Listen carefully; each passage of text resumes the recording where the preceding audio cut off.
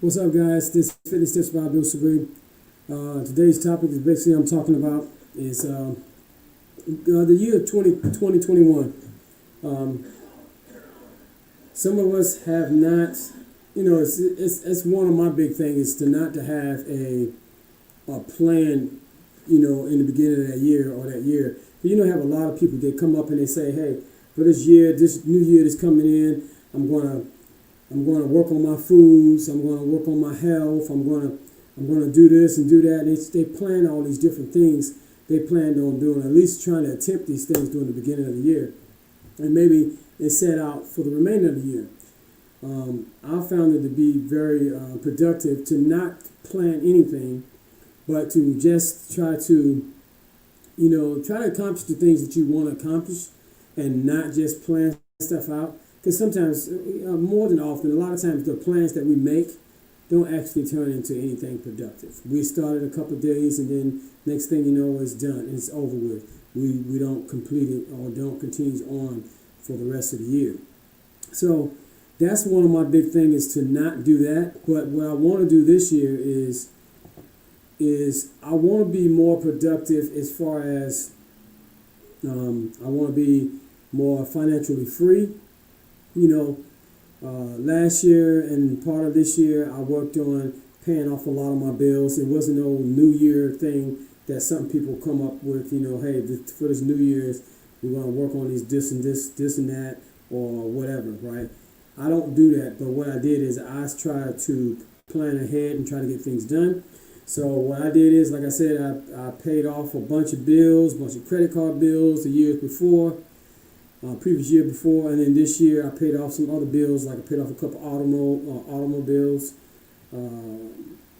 car bills, my truck payments, but just doing things of that nature. And then I want to try to establish myself a little bit more well-rounded as far as instead of renting still, I want to be able to get me a house, or me and my wife a house this year, and try to get that done. But again, these things are not lists on a bucket list or things or to-do list for the beginning of the year, or setting out for the beginning of the year. I'm not working on nutrition. I'm not being better with my fitness. None of that. That's the stuff that I do every day. Of course, you can always accomplish other things and add things to it to be better in your planning, be better in your effort of being better. Of course, you can do that. But I don't make no New Year's goals or resolutions. I never do that. All right, so I just try to just do better on whatever I do, whatever I want to do anyway. All right, so for you guys that's out there that's listening, what are your plans? What are your goals for this year? And if whether or not do you make any goals or resolutions for that year, the year to come, what do you do? What's on your mind? What's coming up with you? A lot of times we don't think about those things, but until that time comes. But the best thing I always say is plan ahead. Because if you don't plan to succeed, you plan to fail. So you always want to do better than the year before. Of course, you want to continue to keep pushing it. You want to stay healthy. You want to be a little bit more healthy than the year before. But like I said, these are not things you set out. You may have a resolution to do that, but I don't set those things out because that is something that I do every day. I don't work on being healthier for the next year, work on my foods for the next year. I don't do those things because that's things it's a gimme. I do that every day. Now, so today, yesterday I got off from work, came home, relaxed a little bit, and then went to the gym, did a kind of like split routine, and it was probably a little bit more than a split routine because I did cardio also. So I did cardio. I did about 45 minutes of cardio, and the remaining of my workout was I hit some power exercises. I did squats. I did 3 different exercises for squats, and I may go back in tonight and do some hamstrings. I kind of like to separate my body parts out some. Sometimes I do that. I don't do it all the time, but sometimes I do that. I try to keep my body guessing. So that's what I did today. I went in and kind of like did a split. I did 45 minutes on the run, doing high-low speed, not one continuous high speed or a low speed, like a speed walk or nothing like that.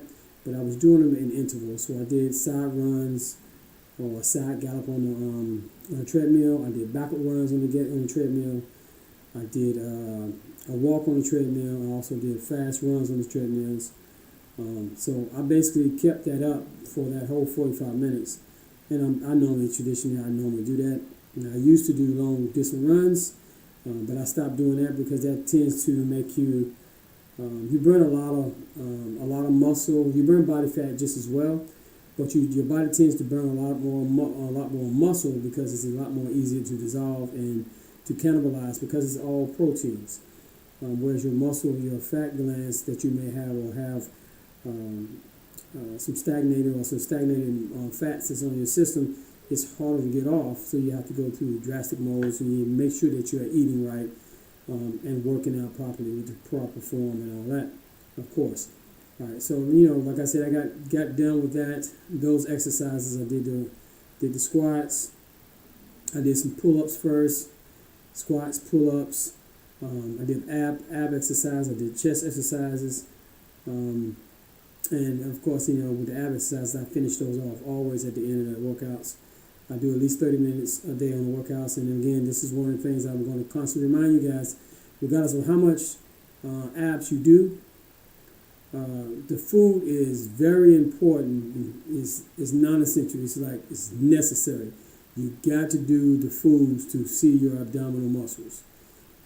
Everybody has abs, and that's what I tell my clients. Everybody has abs, but you cannot see those abdominal muscles if you have, 2 inches thickness of fat layered on your skin, layered on your stomach, where you can't see those muscles. So you definitely want to make sure you try to cut that fat down as much as you possibly can, get it thin as you possibly can. The thinner the fat on your structure, the more shredded, the more the abdominal muscles are shown.